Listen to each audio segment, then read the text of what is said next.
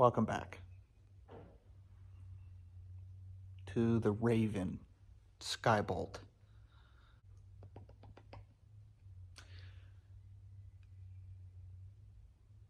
It is now 2024.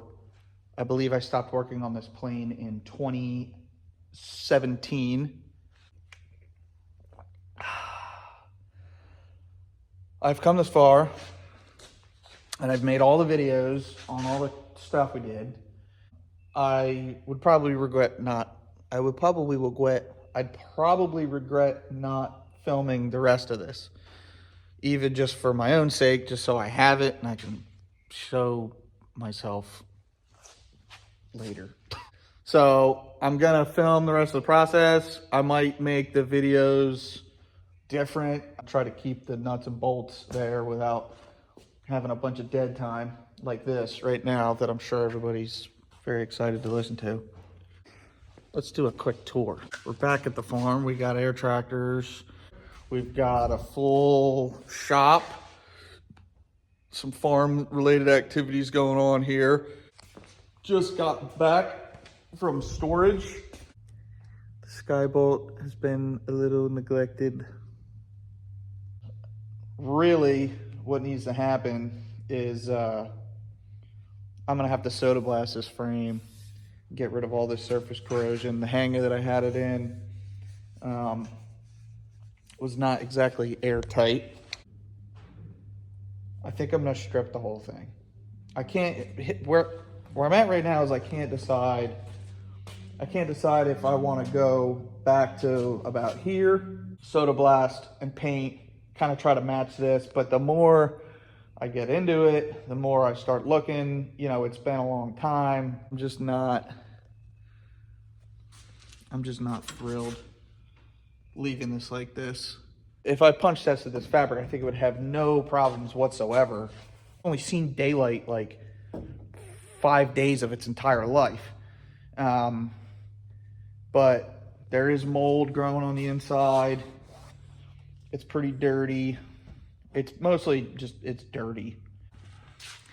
When am I gonna have the frame stripped that far down again? You know, I mean, the seats, engine controls, a couple fuel lines, the wiring, the dash. It is a lot, but it's not great the way it is now anyway. There's mud daubers, you know, I'm still pulling mud daubers out of this thing that I bought the thing with. I can have this thing stripped in a day. I can have the fabric pulled off in about 15 minutes. I'm definitely creating more work for myself, but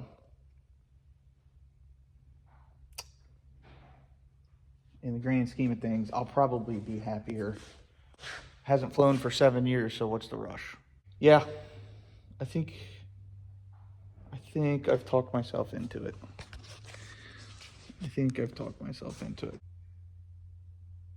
For now, I'm gonna take it all apart. I'm gonna unbolt everything, cut all the zip ties, soda blast all the way back, possibly all the way back, which means fabric, which means more time, which means maybe some more videos. I haven't really organized yet.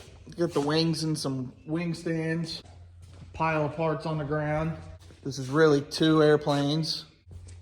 I bought the project that had the Grove gear, the gear legs, the wheels, the brakes, and obviously I'm gonna get new tubes and tires because they've been sitting flat for so long. But I do have another airframe that I aspire to do something with someday. I bought the project, I asked them to hold on to it, and I had the gear legs, the wheels, the brakes, all that crap, because that's what I needed. And I bought the blocks. He held on to the rest of the stuff, and then when I loaded this up to ship home, which I guess was the last video I made about this plane, I swung through wherever the heck it was, Missouri or wherever I bought this project from. That was really the first time I took a hard look at this airframe. And realized how well built this airframe is. He really did a good job building this. And the design that this dude did on the Grove gear, it's a little different than what I did, but it's really nice. And considering I'm about to strip this plane completely down to the frame to soda blast it and then recover it, I absolutely could have just scrapped this frame and started with that one. And, you know, hey, it is what it is. But I can build two nice airplanes. That would mean a whole new set of wings. Look, that's a lot of things. That's a lot of stuff I just said. So, I'm gonna work on this. I'm gonna tear the dash apart. I'm gonna tear the wiring harness out. I'm gonna pull the controls out. I'm gonna get it down to the frame. I'm gonna think about it for a long time before I rip the fabric off, even though I'm probably going to do it. But I'm probably gonna stare at it for a couple hours, regretting what I'm about to do. But then I'll do it, and then you can watch me do the fabric, and you can do this and that and all the other thing. Okay? Skybolt, we're back. All the wires, the dash, engine controls, the rudder, pedal assemblies, the wiring harness, cables, front seat, all basically everything. I mean, pretty much everything needs to come apart.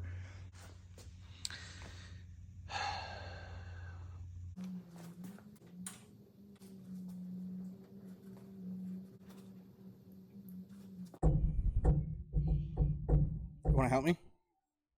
Yeah. All right. Take the seat belts out. See Those? the bolt that holds them in? Got a stool. Yeah, right here.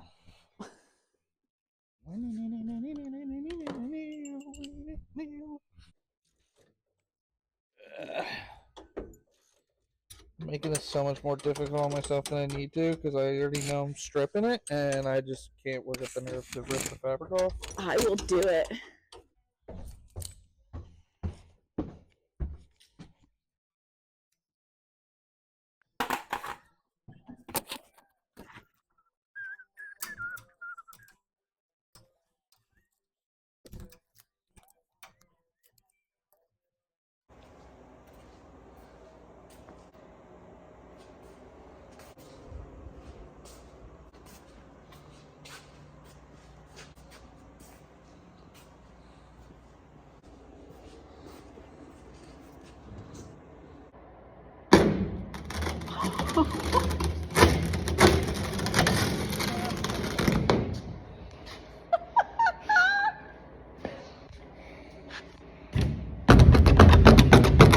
That's it.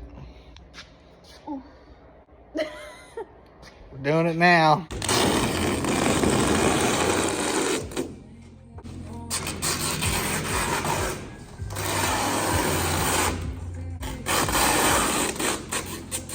Hello. It's me. She's stripped to the frame. We got all the fabric off. Pretty much everything that can get unbolted for the most part is unbolted. Couple things. The angle that they set the stab on was pretty drastically changed after the first test flight. There's really not a whole lot to look at in the logbooks because it's only got 150 hours. But in the first couple hours of test flight, they raised this angle. They raised the leading edge. That tells me that they needed less downlifting force on the horizontal stab. So he needed excessive stick forward. Yeah, excessive stick forward. to maintain level flight. So that means that the CG was probably, am I backwards here? So the tail needs to push down, and the more weight you have in the back, the less down it needs to push. So then he had a half CG. Yeah. Okay, so first test flights, the first test flights, Jesus, what am I saying? All right, I'm gonna draw it. Here we go. Let's draw it. Here's the plane. Okay. Let's do a quick airplane here. Airplane. Okay. Fuselage. Wing. Here's the wing. Here's the tail. And then we'll put a stab in there for effect. Okay, so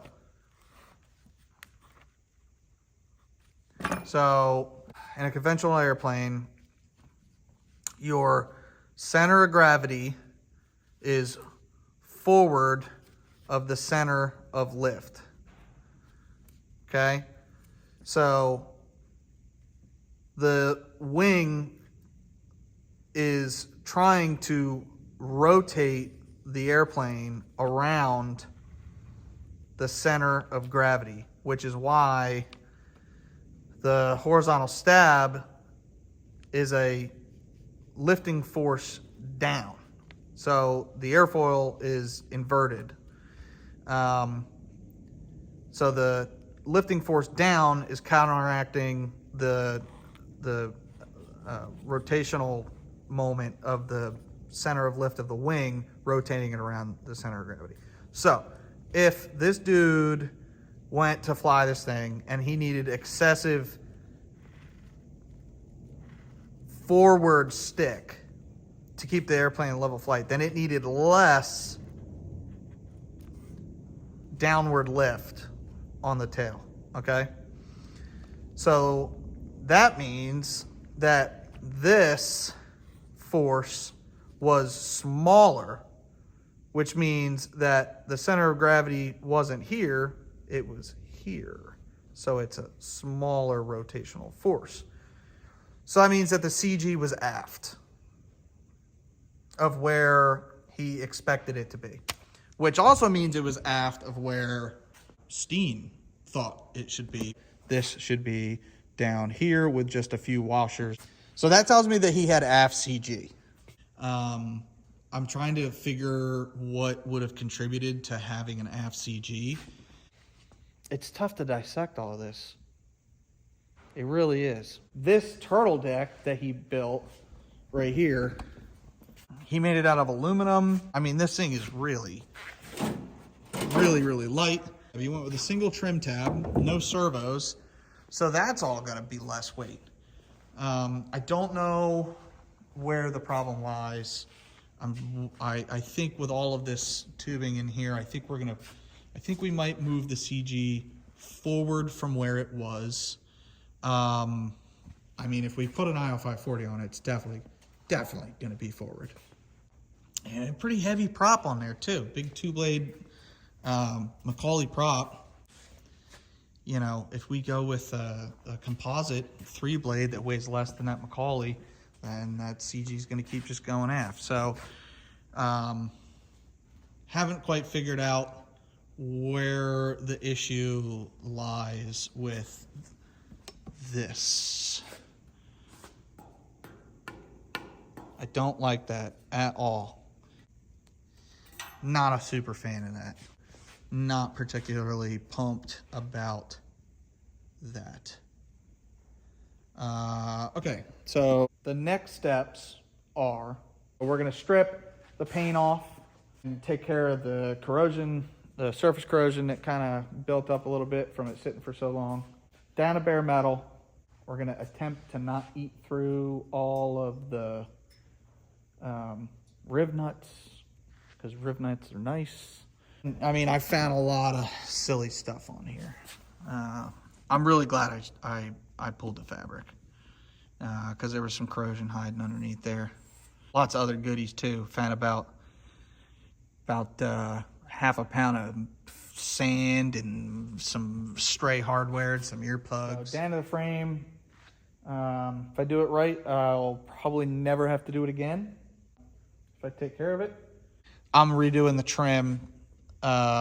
So this is going to get cut out, and we're going to do a Lexan panel from here down to here, up to the corner and across, so that you can see, and on both sides, so you can see straight through. You can easily change out hardware, decide where I would like to have the panels go back to. I might have panels go all the way back to here, so it's easier to mount things in the cockpit. Then I'm gonna make some decisions where I might want to add some strength and support in the frame. This is some dude on biplane forums printed this out, but it's pretty good because this dude was trying to figure out what his frame was and spent a lot of time mocking this thing up. But it was nice because I kind of had a similar issue where I'm like, what is this frame? According to this dude, which I think is right, I got to pull my plans out, but the original Skybolt frame looks like mine. That's pretty much what we got going on here, because this is the back seat and it's boop, boop, boop, boop. Current Skybolt plans added more trussing in. And then the Firebolt, which is the other airframe I have.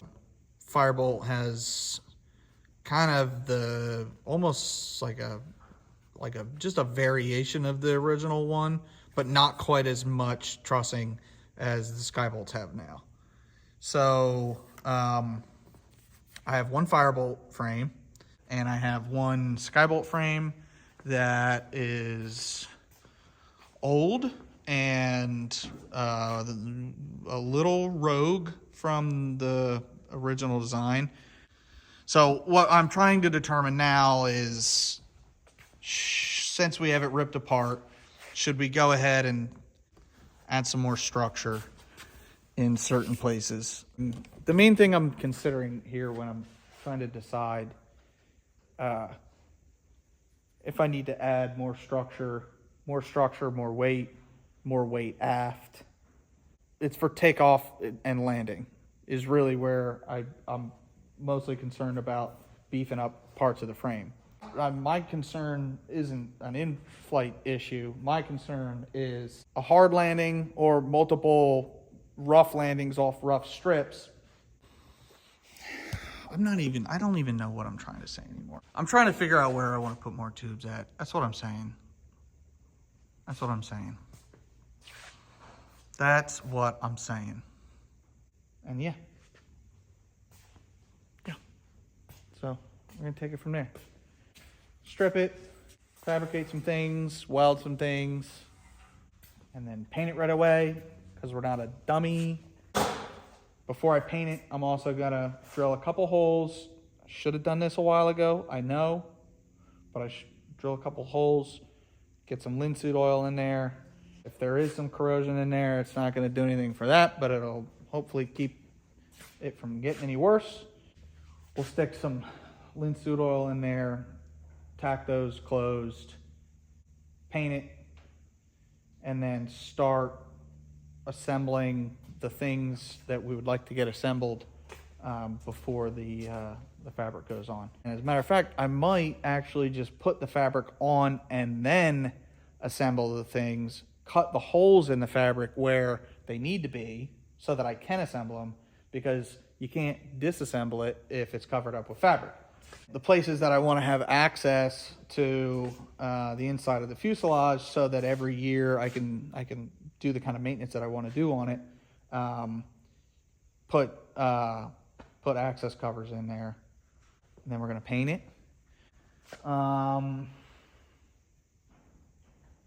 She's stripped, so now we're in there. No turning back now. It's good. It's good. I will say everything I took apart, almost everything I took apart, I was like, yeah, probably a good thing we did this. Or, that was pretty disgusting.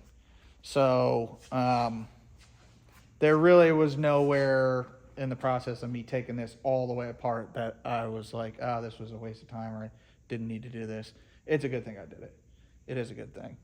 And the whole thing is going to need recover. So why put it back together and then take it back apart? Might as well just get it done. It was 2 days of me taking this thing all the way apart, ripping the fabric off. And in that 2 days, I did a lot of staring at it and thinking about things. Skybolt, back in action. The Raven, Skybolt. I think it's the Raven. I think it's still the Raven. Maybe it's not the Raven. Maybe it is the Raven. It's all for now. Bye-bye.